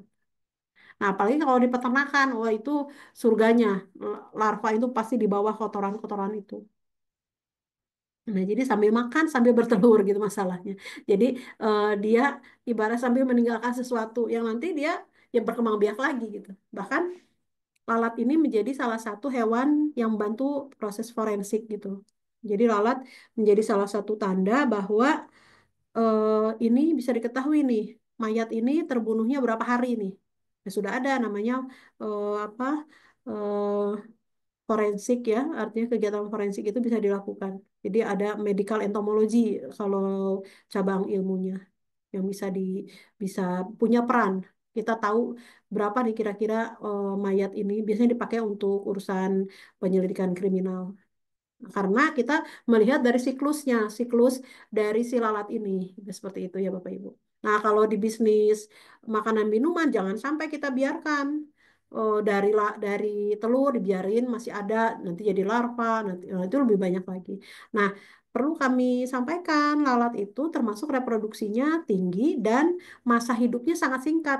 Masa berkembang biak fase metamorfosis atau fase siklus hidupnya tuh singkat Bapak Ibu hanya 14 hari. Nah, jadi kalau misalnya kita mau lihat nih telur sampai dewasa cuma butuh 2 minggu Bapak Ibu. Itu saking cepatnya. Dan satu ekor lalat bisa menghasilkan sekali bertelur sampai 200 telur. Saking banyaknya dari satu ekor ya. Dan sekali bertelur Bapak Ibu. Nah, kebayang dia dalam satu siklusnya, satu fase hidupnya bisa sampai 5 kali bertelur. Artinya satu lalat bisa sampai eh, 2.500.000 ya, gitu banyak sekali keturunan baru dari lalat itu sendiri. Nah, mungkin itu menjadi pengetahuan juga ya Bapak Ibu bahwa pengendalian lalat ini tidak mudah. Makanya kasus resistensinya tinggi. Artinya namanya kasus resistensi tinggi, penggunaan pestisida lebih banyak, gangguannya artinya lebih banyak gitu. Seperti itu ya. Begitu ya Mbak Indah. Tambahan informasinya. Ya, baik, baik. Terima kasih atas jawabannya, Dokter Lin. Jadi yang menjadi masalah tidak hanya lalat yang terbangnya saja gitu ya, yang menjadi ya gangguan gitu. Kemudian ada telurnya, tadi yang ditanyakan ada telur, lalu juga ada fase belatung yang bisa ditemukan di mana saja gitu ya. Di makanan-makanan terutama untuk resto-resto yang menyediakan makanan daging, ayam, dan Ya. lain sebagainya. Oke, baik. Tadi pertanyaan kedua sudah dijawab, kemudian lanjut. ke pertanyaan yang ketiga dari Bapak Ahmad Utama Asmadi, PT Eneral Pest Control. Selamat sore Dr. Lin, semoga selalu diberikan kesehatan dan kekuatan untuk terus berbagi Hmm, ilmu yang bermanfaat. Amin. Amin. Terima kasih Amin. Bapak Terima kasih, Ahmad. Kak. Dan selanjutnya untuk pertanyaannya, saya ingin bertanya mengenai pengendalian lalat di area restoran yang bersebelahan dengan pasar tradisional. Seperti kita semua tahu bahwa pasar adalah salah satu sumber penyebaran hama, pengendalian mekanis dan umpan telah diupayakan, namun masih tidak efektif. Sedangkan bila melakukan pengendalian secara kimiawi, bisa mengganggu aktivitas pasar tersebut. Mohon penjelasan dan solusinya. Terima kasih. Iya, betul. Jadi Pak Ahmad bisa bisa melihat bagaimana tantangan kita dalam mengendalikan lalat itu tergantung melihat situasi lingkungan yang berbeda-beda. Nah, eh, kalau kasus yang Pak Ahmad sampaikan bahwa ada tempat makan atau yang dekat dengan pasar, yang tentu pasar itu betul sebagai tempat bagaimana hama ini khususnya lalat ini sangat banyak karena di situ ada makanannya, ada apakah itu yang busuk gitu ya kalau limbah-limbah pasar ataupun yang segar apa ya, daging atau hal-hal yang bau busuk gitu, yang baunya menusuk sebetulnya. Nah, jadi pasar keberadaan pasar ada pasar di sana saja itu menjadi pemicu datangnya lalat ke tempat makan tersebut. Nah, jadi di situ kita bisa melihat tantangannya tidak mudah. Kita semprot lakukan pengendalian kimia nanti datang lagi malah lebih resisten karena akar masalahnya tidak dilakukan. Nah, maka pemilik bisnis tentunya harus bijak kalau misalnya membuat restoran atau tempat makan dekat pasar lokal, pasar terbuka, ya berarti harus memastikan bahwa aksesnya tidak bisa dibuat terbuka juga. Gitu ya, dibuat terbuka juga berarti mau tidak mau bagaimana pemilik bisnis harus bisa membuat upaya untuk menutupi akses-akses daripada si hama ini bisa keluar masuk. Mau tidak mau karena kalau kita mau genjot terus kepada penggunaan pestisida nanti Bapak akan dihadapkan dengan kasus resistensi. Jadi makin makin besar eh, apa ongkosnya karena biaya pestisidanya terus dilakukan tapi si lalatnya semakin kebal. Bahkan kami punya penelitian resistensi lalat itu di itu untuk di beberapa tempat ya itu bisa sampai di atas 1.000 kali. Artinya untuk golongan tertentu udah nggak mempan. Makanya perusahaan pestisida harus mempunyai banyak alternatif karena kalau disinyalir di lapangan ini sudah resisten harus break dulu, tidak boleh dipakai dulu harus dikasih masa antara gitu ya. Nah, artinya bagaimana kasusnya kalau seperti ini? Kan namanya pasar lokal nggak mungkin bisa dipindah. Itu kegiatan ekonomi yang melibatkan banyak orang. Maka mau tidak mau kalau misalnya restorannya atau tempat makannya yang ada di situ, maka harus dibuat kondisinya berada di lingkungan yang tertutup. Karena mau tidak mau, tapi kalau tidak ya masalahnya seperti lingkaran setan tidak akan pernah berhenti Pak, karena memang sumber dari berkembang biak lalat yang ada di pasar tidak bisa dikendalikan. Lain kiranya kalau misalnya kita berada dalam lingkungan eh, apa istilahnya di lingkungan tersebut ada masing-masing pengelolaan sampahnya gitu. Kita bisa meminimalisir. Bahkan kan kita sering juga Pak melihat suatu area yang pasar-pasarnya tumpah ya maksudnya tumpah itu artinya ke jalan gitu saking banyaknya kegiatan ekonomi. Tetapi pada masa tertentu pada waktu ke arah siang pasti dibersihkan dengan baik. Mungkin bisa membantu di sana. Tapi kalau pasarnya hidup terus, terus pengendalian sampahnya tidak dikelola, namanya pemilik bisnis makanan minuman, wah itu pasti eh, terus didatangin lalat ya. Nah, artinya balik lagi kepada konsep pengendalian hama terpadu. Di situ ada kata sanitasi, ada eksklusi, menutup akses. Itu harus dilakukan oleh siapa? Oleh pemilik bisnis itu sendiri, bukan oleh pest control, Pak. Jadi Pak Ahmad bisa saja fokusnya sama pengendalian secara kimia. Tapi Bapak harus memberikan informasi kepada kliennya, ada hal yang sudah dilakukan oleh mereka. Makanya kami selalu menyampaikan, buatlah tim pengendali hama internal, karena itu akan saling bantu, Pak. Kami selalu melihat hal-hal klise, di mana pelaku pest control selalu disalahkan apabila pengendalian hama tidak tuntas. Karena memang tidak bisa semuanya dilakukan oleh perusahaan pest control. Semuanya harus membagi tugas, membagi peran. Kepada siapa? Kepada pemilik bisnis atau pengelola. Dengan cara apa? Dibuatlah tim yang memang bertugas juga melakukan manajemen hama secara harian. Tadi monitoring, inspeksi kan itu juga sama manajemen, sanitasi, dan memperbaiki fasilitas yang bisa dimasuki oleh hama. Nah, mudah-mudahan bisa membantu ya jawaban yang atas pertanyaan yang disampaikan. Demikian, Mbak Ida. Oke, baik. Terima kasih Dr. Lin atas jawabannya dan juga Pak Ahmad atas pertanyaannya. Kemudian pertanyaan dari Bapak Isep ini pertanyaannya adalah apakah ada pelatihan tentang fogging atau untuk pengendalian hama lalat? Nah, ada apa? Jadi tadi seperti yang Mbak Indah sampaikan, moderator sampaikan, kami ada pelatihan yang akan memberikan suatu pengetahuan dan keterampilan yang tidak hanya lalat, semua hama, Pak, karena hama di permukiman atau di sektor industri itu banyak sekali. Ini lalat baru salah satu, Pak. Ada kecoa, ada tikus, ada nyamuk, nyamuknya juga ada nyamuk Aedes, Aedes aegypti, Culex, Anopheles, ada rayap, ada kumbang kayu, aduh banyak sekali, Pak. Nah, jadi kalau Bapak mau meluangkan waktu untuk belajar, supaya bisa tahu tentang apa hama tersebut, pengendaliannya, dan fogging salah satu cara itu lebih mudah lah Bapak. Tapi yang penting kita bisa paham dulu apa nih hama ini tuh karakternya apa nih, sehingga kita mengendalikan hama itu harus kenalan dulu, harus tahu dulu. Maka harus tahu perilakunya, biologinya seperti apa, habitatnya di mana. Nah, seperti itu. Tapi dengan pengetahuan yang memang dipandu oleh ahlinya. Ya, seperti itu Bapak Ibu. Karena kita kadang suka terjebak dengan mitos tadi Bapak Ibu, pakai lilin, pakai plastik atau plastik isi air, kan itu mitos, Pak. Nah, itu kita coba perbaiki hal-hal yang harus diketahui dan alasan atau justifikasinya benar secara sains. Mungkin seperti itu ya Mbak Indah. Ya, baik.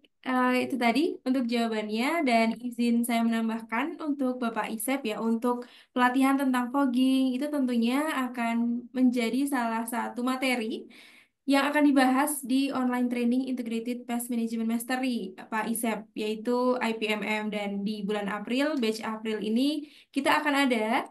Jadi apabila Bapak Isep sendiri atau nanti ingin mengirimkan timnya untuk join maka bisa menghubungi ke admin ahli hama gitu ya.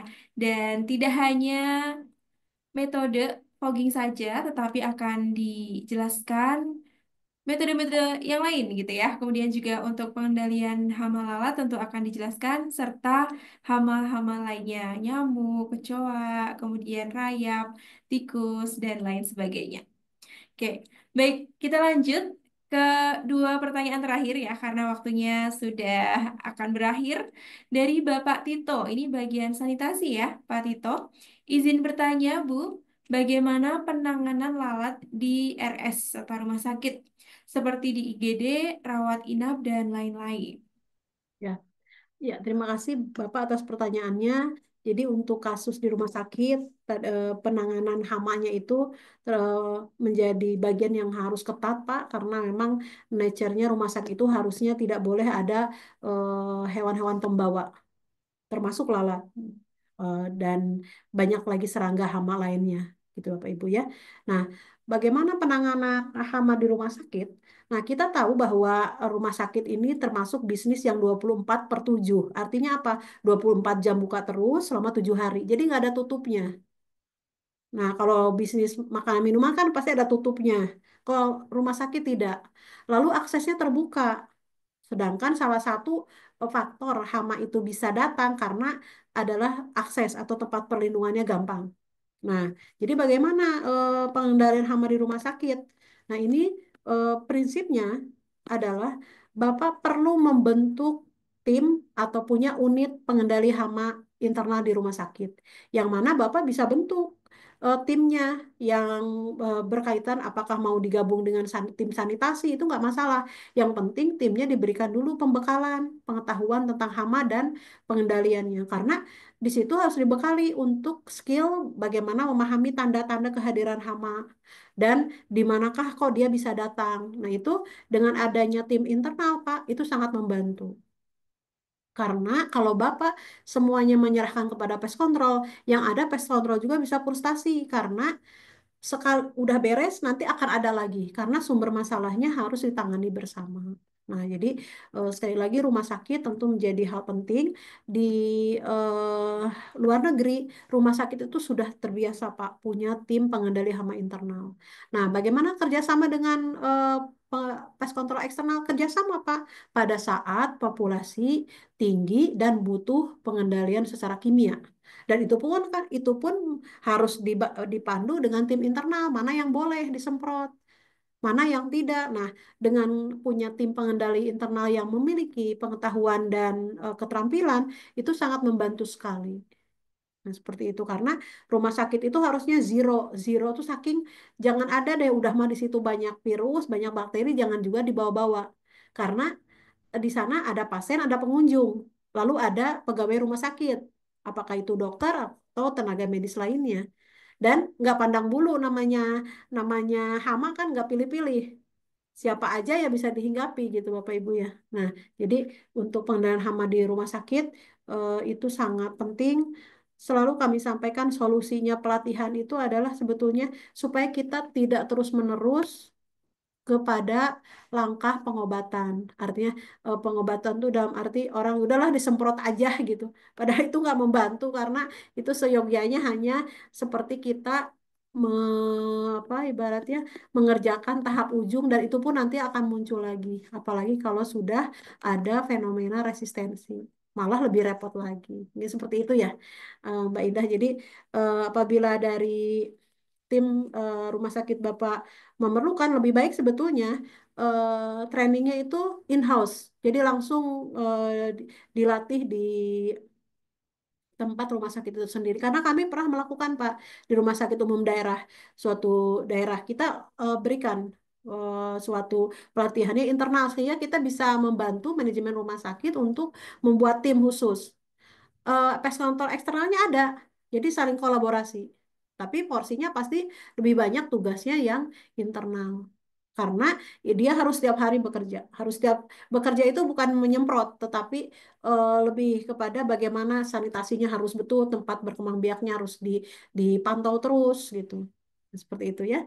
Nah, mungkin semoga bisa menjawab Pak tentang pengendalian hama di rumah sakit yang tidak hanya tentang lalat karena banyak hama-hama juga yang lain yang di ibaratnya yang ada di rumah sakit. Ya, seperti itu ya, Mbak Indah. Ya, betul sekali yang sudah disampaikan Dr. Lin bahwa dari ahli hama kita sudah membantu rumah sakit gitu ya, rumah sakit daerah gitu dan apabila kita bisa membantu lebih banyak lagi rumah sakit dan juga industri lainnya di Indonesia, maka kita senang sekali gitu karena pada saat training berlangsung secara in-house, secara offline itu diikuti oleh ada pest control eksternal, kemudian dari internal itu dari cleaning service, kemudian juga dari pihak yang bertanggung jawab di bagian dapur karena di sana banyak sekali juga hama seperti itu, lalat, kecoa, nyamuk. Nah, itu juga harus tahu bagaimana cara pengendalian hamanya. Oke, baik. Jadi selain tadi online training IPMM, dari ahli hama juga menyediakan training offline yakni in-house training Integrated Pest Management Mastery. Oke, kemudian ada yang chat ini ke DM ya, jadi tidak muncul. Bapak Badrus dari Lampung, Dr. Lin. Ya. Izin bertanya, saya Badrus, pemilik warung ayam goreng. Adakah warna-warna tertentu yang tidak disukai lalat? Saya ingin warung saya bisa diwarnai warna tersebut. Ya, Menarik sekali terima kasih. pertanyaannya. Tentang warna-warna yang tidak disukai oleh lalat, itu dalam penelitiannya ada, Pak. Tetapi ternyata lalat juga terus melakukan suatu adaptasi sayangnya. Jadi ada penelitian yang tempo tahun tertentu, oh hasil penelitiannya dia menyukai warna kuning. Jadi selain kuning tidak. Ada yang di penelitian lain merah yang disukai gitu ya.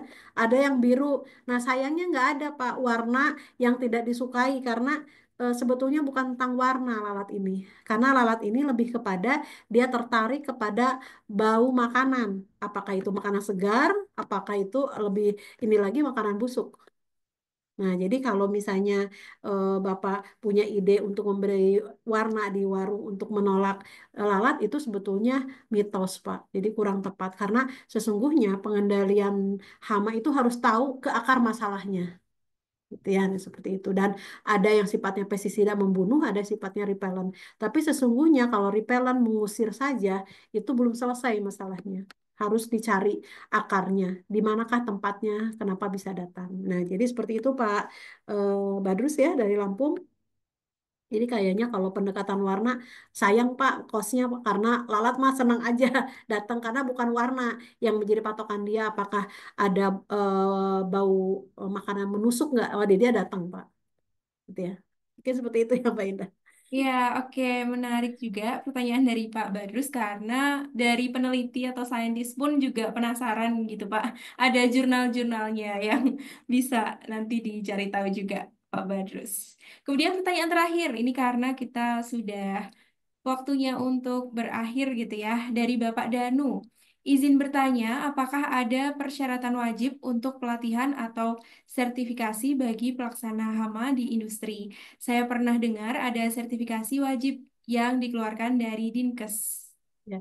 Nah, sebetulnya Bapak Ibu, yang kita perlu memastikan itu adalah tidak hanya tentang sertifikat, karena yang terpenting adalah bagaimana tim itu memiliki eh, pengetahuan dan keterampilan serta dokumentasi yang lengkap tentang apa saja yang dilakukan. Nah, jadi kalau misalnya Bapak Ibu melihat sertifikatnya saja, bahkan ya kita sering Bapak Ibu melihat ilustrasinya punya SIM, tapi punya SIM ya untuk surat izin mengemudi, tapi mengemudinya nggak bisa. Nah, itu kan sama aja bohong ya. Ya kita pun seperti yang nggak puas lah gitu. Maka tentu kami selalu menyampaikan pelatihan-pelatihan itu tentu ada sertifikatnya yang bisa dilihatkan, ada modulnya dan dilihat siapa yang berbicaranya, yang ahli atau bukan gitu ya.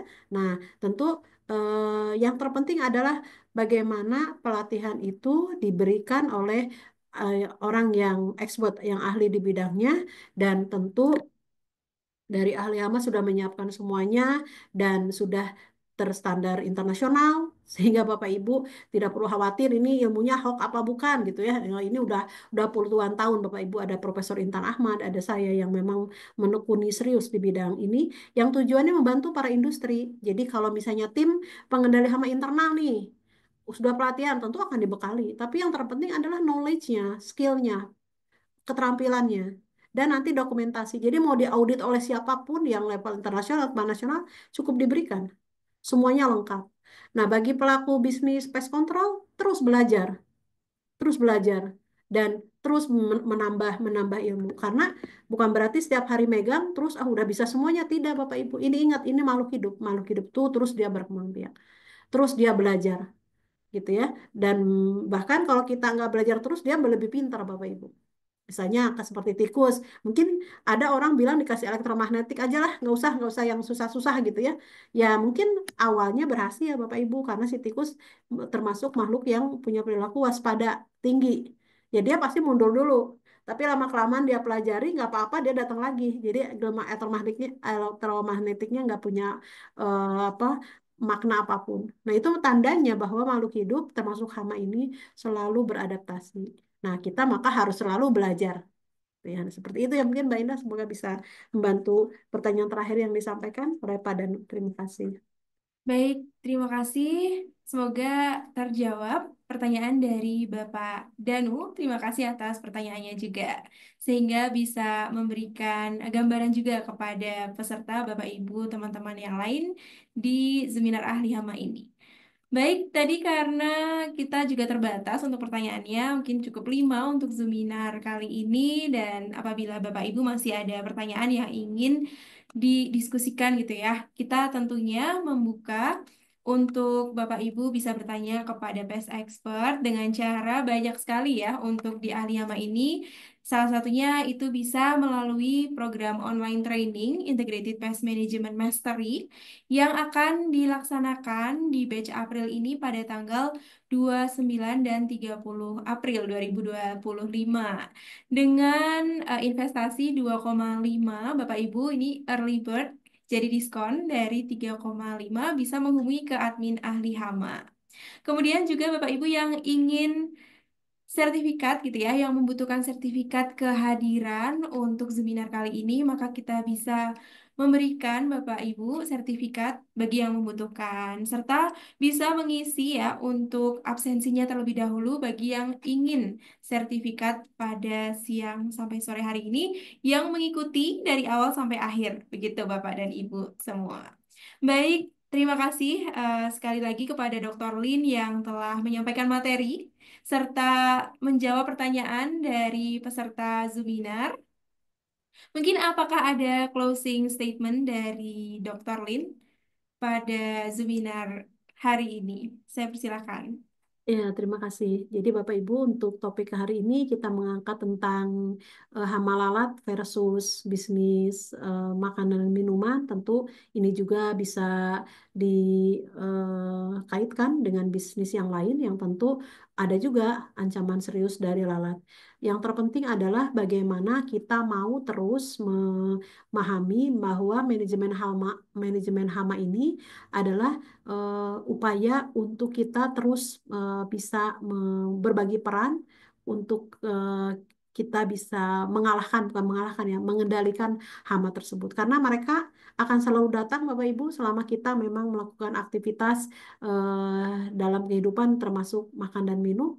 Jadi kita tuh harus selalu siap manakala hama lalat itu datang. Nah, tetapi intinya tidak sampai kita menyerah dibiarkan begitu saja karena ancamannya adalah kesehatan. Nah, oleh karena itu, terima kasih Bapak Ibu selalu mau belajar, mau menyimak informasi, dan silakan Bapak Ibu bisa download secara gratis materi-materi kami di website, di platform kami, di media sosial kami, dipersilahkan. Kalaupun dari Bapak Ibu punya waktu untuk pendalaman tentang pelatihan atau pengendalian hama ini, silakan kontak kepada tim ahli hama karena sesungguhnya setiap bisnis pasti punya karakteristik tersendiri, lingkungannya, maka penanganannya juga pasti akan lebih spesifik. Mungkin seperti itu, kita selalu upayakan jangan sampai menyerah tentang hama ini supaya kita bisa meningkatkan taraf kenyamanan hidup di tempat kita sekarang ini. Terima kasih. Baik, terima kasih Dr. Lin atas closing statement untuk Zuminar pada sore hari ini. Dan untuk itu saya akan tutup Zuminar Ahli Hama Jumat 11 April 2025. Saya Indah sebagai moderator pamit undur diri. Selamat sore Bapak dan Ibu, teman-teman peserta Zuminar semua. Selamat berakhir pekan. Saya akhiri wassalamualaikum warahmatullahi wabarakatuh.